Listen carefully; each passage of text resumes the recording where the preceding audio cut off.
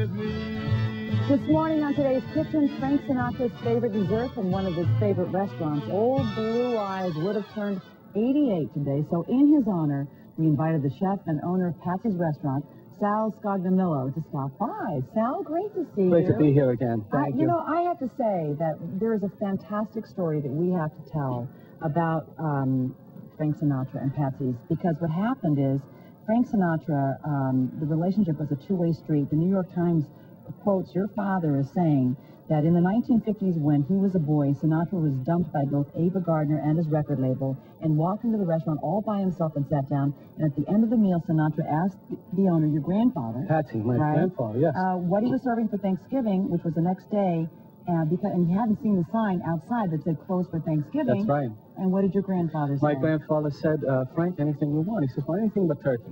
Well, anything but turkey. And my father was the chef at that time, my father Joseph, and he said, Frank, how about a nice chicken rollatini? He said, that'll be great. So after Frank left, my grandfather took all the signs down that they were closed the next day, told all the employees they had to work, that they could bring their families because there was moans and groans from them on Thanksgiving, and they were happy when they knew it was Frank. He showed up the next day, he had his dinner, he said to my grandfather, Patsy, it's a little quiet over here. I said, well, you know, it's Thanksgiving, Frank, no one really comes around. He found out later in life, and never forgot that. It was just great. One of the things your grandfather said, he's quoted at least in the New York Times as saying, when he told everybody to come back and work, he said, I don't want Mr. Sinatra to eat alone. That's right. Which is That's great. right. But meantime, as I made you tell the story, I made you burn the Zeppelin. No, we're making some Zeppelin here. And let me show you, this is a simple dough. All right. It's a simple dough this is here. Something Frank liked, actually. He loved these. He loved these Zeppelin. And it's a dough. It's flour and water and butter. There's no sugar in the dough, a little vanilla. And we mix it all together, and we pipe it on. These are little wax squares that you have oil or flour, so it falls off very easily. So it doesn't get stuck. Doesn't get stuck. And it's very good, like a little donut. It's like a little donut. And then you have to drop them. The oil is about 350. We put them in here like this. And they fry for about 7 minutes or so until they're completely cooked. The way I usually tell is when it stops bubbling. When it stops bubbling, and that's why you have the little hole, so it cooks all the way through. You make sure that you cook them all the way through. Now, there's a lot of people in doing this kind of thing. I mean, this is a lot of, you've got to be careful. You got to be no moisture, no water that goes in. What kind of oil do you use? We use vegetable oil. It's just, you got to be very careful when you slide them in. That's why sometimes I say flour, it stays a little bit sticky. So you could do it that way. But now here we have, these are frying. They fry for about 5 or 6 minutes. We have some that we've already cooked here. We've sliced open. And if you'll help me here, we're going to pipe some in. This is a filling of ricotta, sugar, vanilla, and chocolate chips. It's a cream fat. Oh, yes, completely. No calories and no fat at all. Is it a little circle, or does it matter? Just like this is fine. Oh, make it nice and thick. That's fine. And we put on the top. All right. And do the other one. Okay. Wonderful, wonderful. And then pop them close? Just close them up. And then before we put that, I want to put some sugar. Like this? Yes, if you could do some for me. That's pretty. You know, using powdered sugar, especially this time of the year, can make something look very festive and pretty. And there is no sugar in the dough. And you put a little cherry rind on top there, and that's how they are. We have some that are already completed there. And this, some people would refer to this as a sphinge.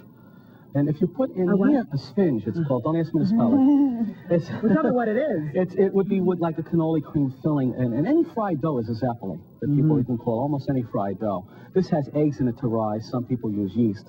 Different kind of way. But if you put regular pastry cream, we make this, it's called Zeppole di St. Giuseppe, St. Joseph's pastry. And March 19th is St. Joseph's Day, and in Italy they celebrate the name day more than they do their birthday.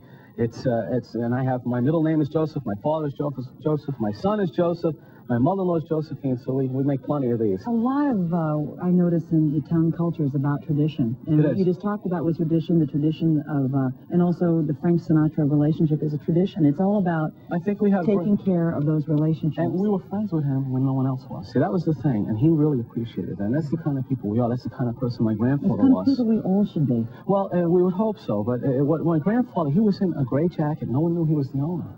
And he would do that because people, if they thought he was the owner, they wouldn't let him fill the bread basket or fill their water glass. And, you know, it took many years before people even knew he was the owner a lot of times.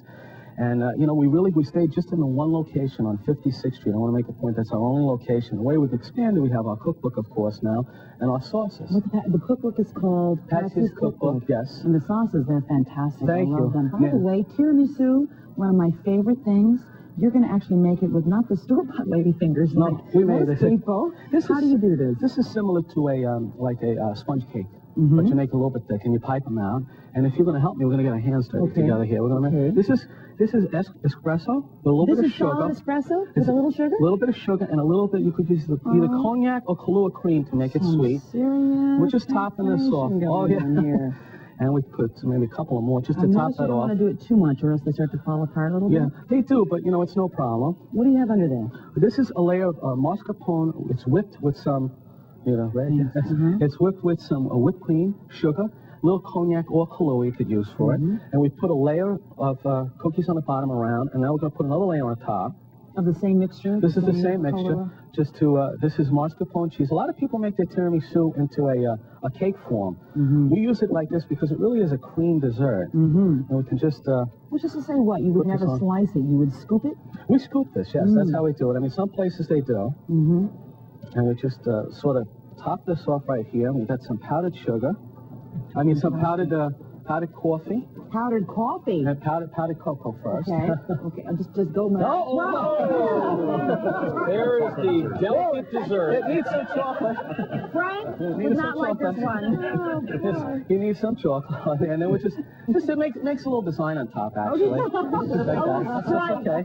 That's okay. That's okay. That's perfect. Really quickly, what is that? The lemon ricotta torte, which he loved also. That was one of his favorites. He grew to love the tiramisu, actually, which was in his later years, of course. Well, Scott Miller, thank you so much. We should tell people that these recipes are on our website at today.msnbc.com. In your hands, you could turn it into a dessert for old black eye.